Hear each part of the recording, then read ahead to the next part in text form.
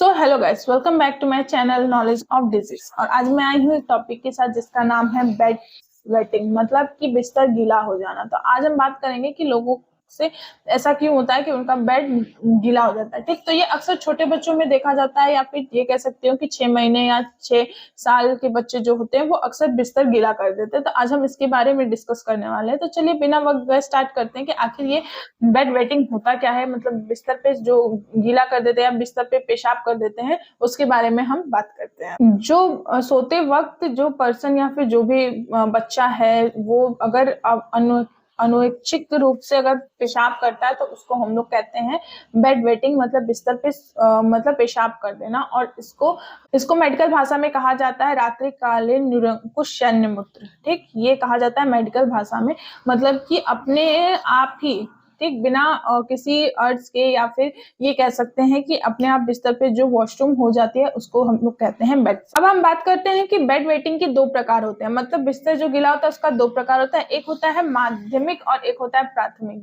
तो दो चीजें होती हैं कि इसमें कि दो तरह के ये टाइप हो। प्राथमिक में ये होता है कि जो बच्चा होता है छोटा, वो अक्सर पेशाब कर देता है बिस्तर पे, जिसकी वजह से कभी भी जो बिस्तर होता है वो सूखा नहीं रहता है, वो हमेशा गीला ही रहता है। तो ये होता है प्राथमिक। और माध्यमिक होता है कि 6 महीने के बाद जो बच्चे होते हैं, या फिर ये कहूँ 6 महीने, 7 महीने या फिर 1 साल के जो बच्चे होते हैं, वो अगर बिस्तर गीला करते हैं तो उसको हम लोग माध्यमिक। अब हम बात करते हैं कि इसमें लक्षण क्या क्या होता है। तो इसमें लक्षण ये होता है कि कब्ज हो सकता है, या फिर दिन में अगर गीला करते हैं तो वो रात में भी ऐसे ही करते होंगे, या फिर ये होता है कि बार बार पेशाब जो होती है वो अपने कंट्रोल से बाहर हो जाती है, या फिर कभी बच्चे जो होते हैं वो समझ नहीं पाते कि उनको वॉशरूम लगी है या फिर वो टॉयलेट करना चाहते हैं। या फिर ऐसा भी हो सकता है कि अब कभी भी ऐसा अचानक से वो खेल रहे होते हैं या फिर सो रहे होते हैं, बहुत गहरी नींद में होते हैं, तो भी जो पेशाब होता है वो अपने आप निकल जाता है। तो ये सारे लक्षण होते हैं पेशाब करने के। अब हम बात करते हैं कि बिस्तर गीला करने के कारण क्या क्या होते हैं। तो इसमें कारण आता है आपकी आनुवंशिकता आ सकती है, तनाव हो सकता है, मधुमेह का प्रॉब्लम हो सकता है,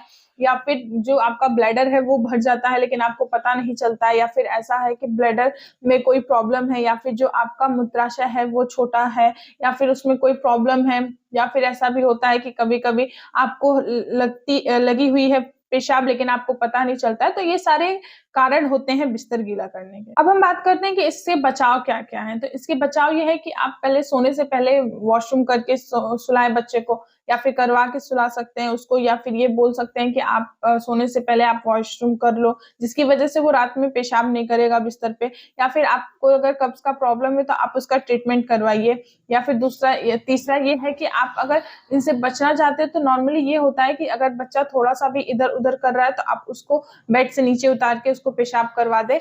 तो ये सारे चीजें प्रिवेंशन होते हैं बिस्तर गीला होने से बचने से। सो आज मैंने बात किया आपसे कि बेड वेटिंग क्या होता है, ठीक है, मतलब बिस्तर गीला होना क्या होता है, इसके कारण, लक्षण, सारी चीजें मैंने आपसे डिस्कस की। आई होप आपको वीडियो पसंद आई होगी और समझ में भी आया होगा। तो अगर आपको समझ में आया और पसंद आए तो प्लीज इसको लाइक करिए, शेयर करिए और मेरे चैनल को सब्सक्राइब करिए। अब मिलते हैं नेक्स्ट वीडियो में, तब तक के लिए थैंक यू।